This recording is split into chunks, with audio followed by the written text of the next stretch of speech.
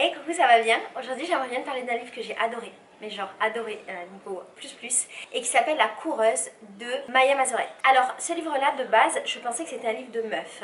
C'est un livre qui parle d'une fille qui tombe folle amoureuse d'un mec, c'est un Danois, et en fait ça parle de toute la relation qu'elle a avec lui et de comment elle va petit à petit s'oublier pour pouvoir correspondre à ce qu'il veut et vivre cette passion ravageuse.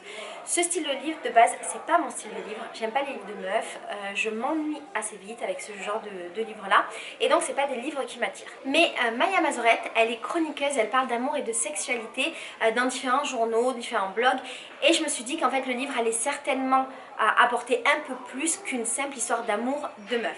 Et je m'étais pas trompée. Du coup, de quoi parle le livre? Eh bien, le livre, il parle des relations amoureuses des trentenaires, des relations toxiques, il parle de séduction, il parle de sexualité, et notamment la sexualité libérée d'une femme de 30 ans. Il parle d'une femme libre qui couche avec qui elle veut, quand elle veut et comme elle veut. Il parle d'une femme qui séduit comme les hommes séduisent dans notre société.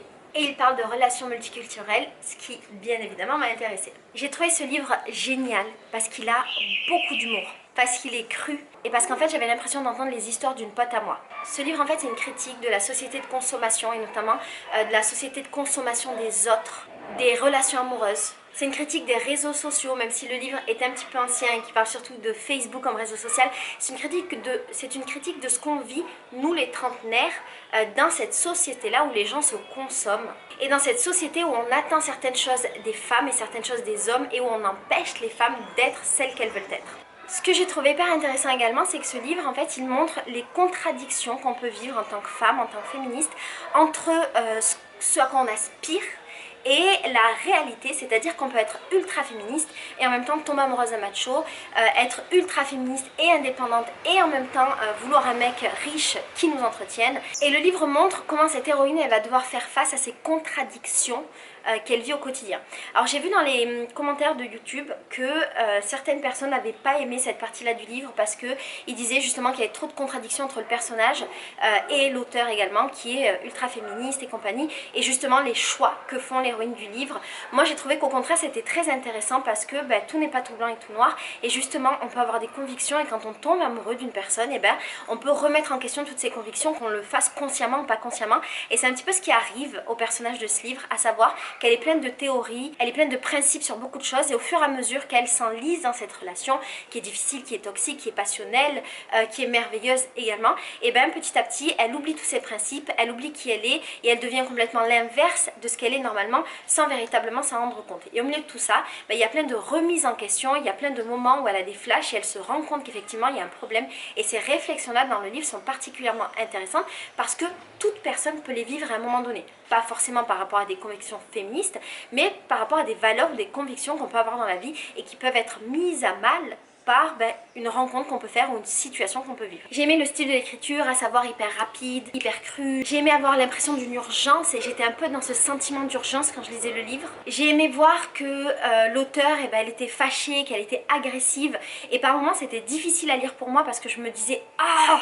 elle est chiante, mais en fait non, c'était quand même hyper bien, et j'aime bien quand des livres comme ça me bousculent un petit peu. J'ai trouvé que ce livre était très actuel et qu'il ouvrait plein de pistes de réflexion, et comme moi-même je suis dans ces réflexions-là par rapport au féminisme notamment, et ça me crée toutes ces nouvelles pistes de réflexion. Et ce qui est étonnant, c'est que c'est un livre de 2012 que moi je découvre en 2020, et je me dis c'est fou parce qu'en fait c'est comme si dans ma vie j'avais perdu 8 ans à pas réfléchir sur ces sujets-là.